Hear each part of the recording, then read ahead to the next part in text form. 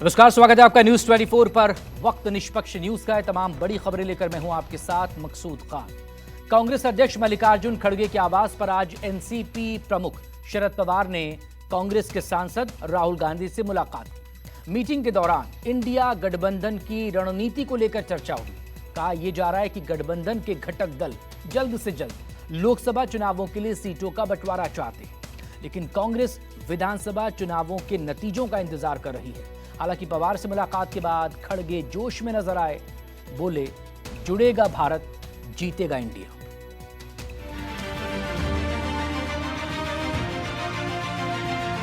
बिहार में जाति जनगणना की रिपोर्ट लागू होने के बाद से 2024 की लड़ाई के लिए फ्रंट फुट पर खेल रहे इंडिया गठबंधन के दो दिग्गजों की मुलाकात अचानक सुर्खियों का सबब बन गई, क्योंकि लोकसभा का चुनाव करीब आ रहा है और सीट बंटवारे को लेकर शुरुआती सुगबुगाहट के बाद से गठबंधन के तमाम घटक दल खामोश हैं। दिल्ली में कांग्रेस अध्यक्ष मल्लिकार्जुन खड़गे के आवास पर शरद पवार, खड़गे और राहुल गांधी की मुलाकात के बाद खड़गे ने ट्वीट किया, देश की जनता की आवाज और बुलंद करने के लिए आज राहुल गांधी जी के साथ एनसीपी अध्यक्ष शरद पवार जी से भेंट हुई। हम हर चुनौती के लिए तैयार हैं। जुड़ेगा भारत, जीतेगा इंडिया।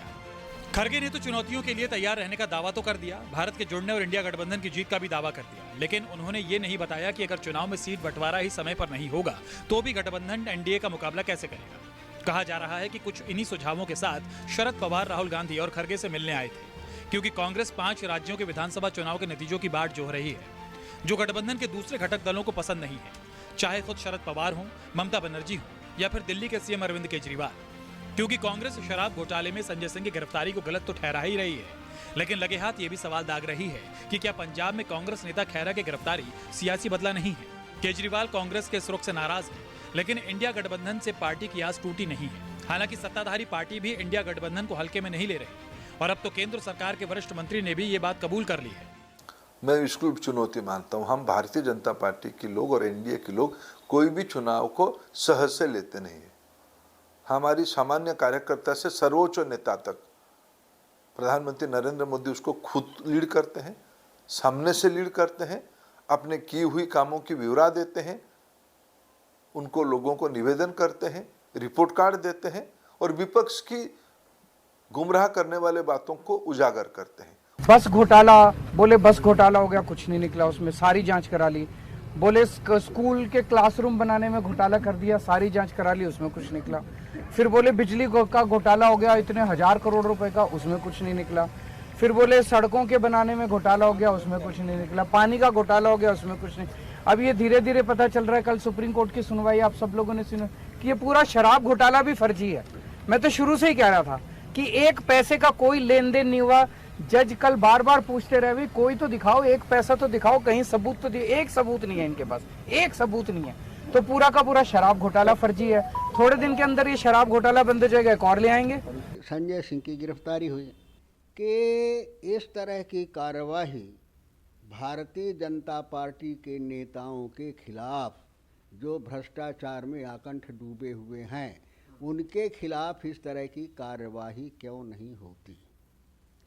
और दूसरा, जहाँ भी इस तरह की कार्यवाहियाँ होती हैं, नोट से जाती हैं, धमकियाँ दी जाती हैं, केस चलाए जाते हैं, वही शख्स जब भारतीय जनता पार्टी की सदस्यता ले लेता है, उनके साथ मिल जाता है, तो फिर वो सारी कार्यवाहियाँ ख़त्म क्यों हो जाती हैं। मैं प्रधानमंत्री नरेंद्र मोदी जी को बताना चाहती हूँ कि इंडिया अलायंस और आम आदमी पार्टी आपकी सीबीआई और ईडी की धमकियों से डरने वाली नहीं है।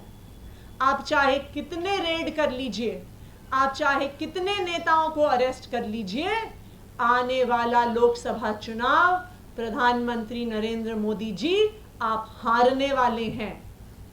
इंडिया अलायंस आपके विरोध में देश के हर हिस्से में चुनाव लड़ेगी और हर हिस्से में आपको हराएगी।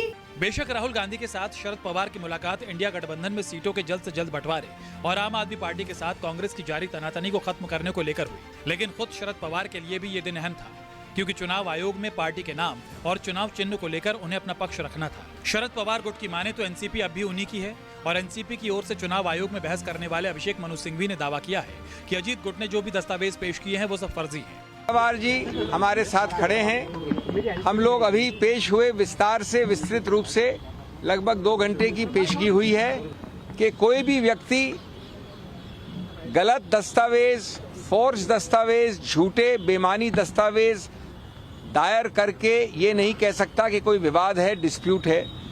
एक मानसिक उपज बना के, एक इमेजिनरी डिस्प्यूट बना के चुनाव आयोग में घुस जाए और दो पार्टियां बताने लगे।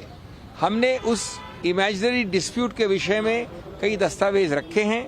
अभी हमारा समय आने वाला है बहस करने का, अभी हमने बहस नहीं की है।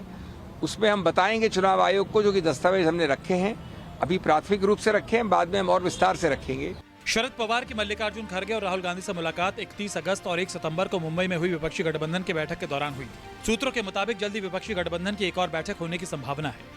तीनों नेताओं ने मौजूदा राजनीतिक स्थिति और गठबंधन से संबंधित मुद्दों पर चर्चा की, जो आने वाले विधानसभा और लोकसभा चुनावों में बीजेपी से मुकाबला करना चाहता है। राहुल गांधी और शरद पवार की मुलाकात ऐसे समय में हुई है जब अक्टूबर में भोपाल में इंडिया गठबंधन की एक संयुक्त सार्वजनिक बैठक रद्द की जा चुकी है। तो वहीं महाराष्ट्र में विपक्षी गठबंधन महाविकास अघाड़ी में शामिल दलों ने 2024 के लोकसभा चुनाव के लिए राज्य में सीट बंटवारे पर चर्चा करने के लिए 9 सदस्यीय समन्वय समिति का गठन किया है, जिसमें शिवसेना, यूटीबी, कांग्रेस और एनसीपी शरद पवार गुट के 3 नेता शामिल हैं। अगर वक्त रहते राजनीतिक समीकरण को दुरुस्त नहीं किया गया तो आने वाले वक्त में इसका सीधा फायदा मोदी सरकार को मिलेगा। क्षेत्रीय दल दरअसल चाहते हैं कि कांग्रेस अगर 5 राज्यों के चुनावी नतीजों में बाजी मार लेगी तो फिर उसकी राजनीतिक मोल तोल करने की कैपेसिटी बढ़ जाएगी, और खासकर उन राज्यों में जहां कांग्रेस के साथ बड़ा मुकाबला क्षेत्रीय दलों के साथ है।